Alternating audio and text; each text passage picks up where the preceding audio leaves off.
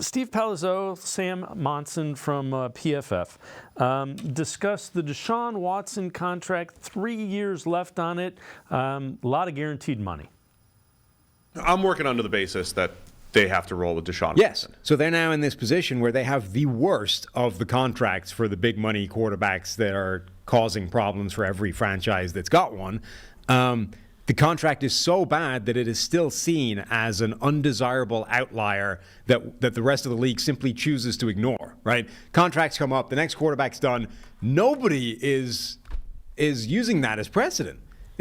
I don't know if that's ever happened before, where a quarterback deal has been done and the entire league just chooses to ignore it as, actually, that didn't set precedent. The one you want to be looking at is Joe Burrow or Herbert or whatever. We're simply ignoring the Deshaun Watson deal. That's seen as the crazy outcome of the desperate franchise that we simply choose to pretend didn't exist. But it means that it's causing Cleveland more problems than any other franchise who has to deal with this. With that, let's welcome in Quincy Carrier, Untitled, Unfiltered Browns coverage. Quincy, it's kind of interesting. Andrew Berry was asked, when they did that contract a couple years ago, if he thought it would be something that set the benchmark, and he said he really didn't think it would be. They haven't not been able to make any moves in free agency. There's this narrative that it's hamstrung them, but they continue to say, we have a plan, we can make any moves in free agency that they want. And they've been active in free agency. So I'm not sure where the disconnect is. At some point in time, it may come back to be a bad contract. It's not a great contract, but right now it's not keeping them from doing anything.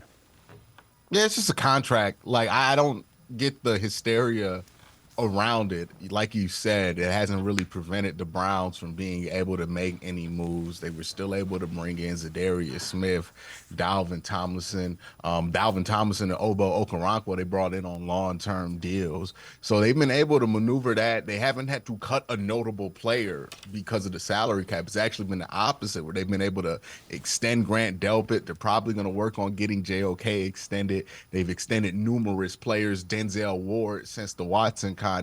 So when people bring this up, I challenge them to provide evidence on how this contract has actually made the Cleveland Browns a worse team. All of this is kind of hypothetical when we talk about Deshaun's contract. We think it's going to have this effect, or they feel like it should have an effect, but we're not actually talking about what the effect has been on the team, which has been, it's a normal quarterback contract. You got to maneuver around it. Yeah, you got to do some restructures, kick some money down the can. But it's really what every other team does. And to the point that they tried to make at the beginning of this video, well, this contract is so bad that nobody else is trying to replicate it. Is that really the bar of success? And is that even true? Because Kyler Murray got $230 million in his, $235 million in his contract. So the total money definitely factored in to his contract. And then you see guys like Joe Burrow get 220 guaranteed.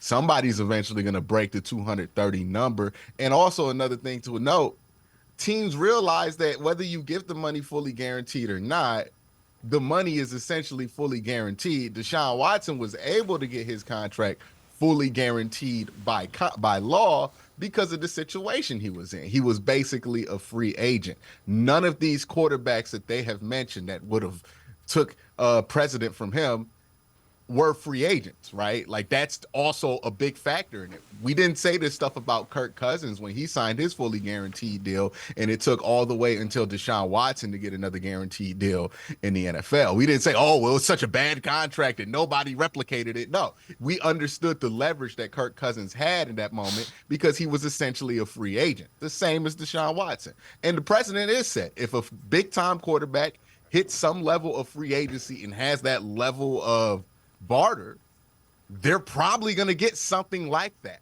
So I don't get the hysteria around the contract. The Browns weren't the first to fully guarantee a quarterback contract, and they're not going to be the last to fully guarantee a quarterback contract. And the flip side of it is they're able to do any moves they want to make. So, again, much ado about nothing with that.